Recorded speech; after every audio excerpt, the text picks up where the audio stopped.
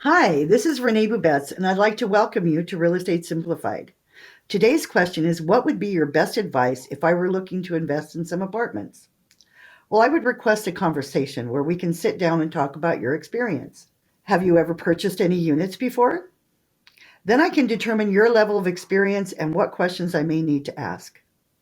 If you're an experienced investor, you may already have a portfolio of investments, and you may already know what you'd like to spend and what your down payment would be, as well as what you're looking for and where you want to buy. How are you financing the property?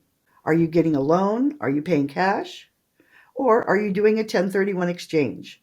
As we have a time frame of 45 days to name your new property once your other property has sold. All these are things to consider.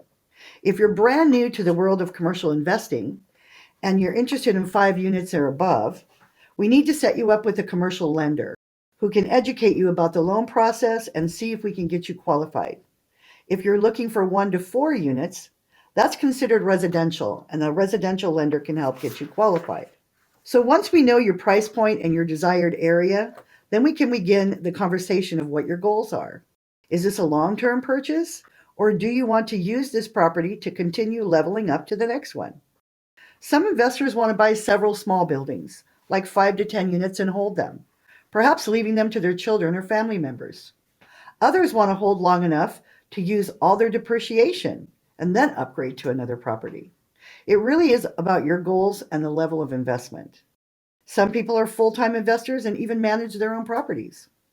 So, sitting down and having a conversation is where it all begins. Once you're qualified and we know what you'll be looking for and where your desired locations are, we can begin the search. Depending on your budget, that is where we'll begin to look in the areas you prefer. Once we find something of interest, and this is how the process starts, we will write a letter of intent. This is a letter that goes to the seller telling them our price, terms, length of escrow, and down payment, and whatever other information that they may require. If the seller likes it, great. We write an offer and begin the process. If he doesn't, he'll counter back with a bigger price or terms, whatever he didn't like, and then we will negotiate until both parties agree. Then we write the official offer. Everything is subject to getting inside the units to do what's called an interior inspection, visually seeing the interior of the units and the building. I recommend hiring a building inspector to go with us to do a thorough inspection of the units and building at the same time. Once inside, we take into consideration the condition of the property, and at that point, we can accept or renegotiate or even cancel. Then we go forward. I have tried to give you some information on getting the process started, but my best advice is twofold. Number one, find an agent to work with that is knowledgeable and will teach you the ropes, so to speak. Someone who you're comfortable with and will listen to you and not tell you what to do. Instead, educate you so you can make the best possible decision for yourself.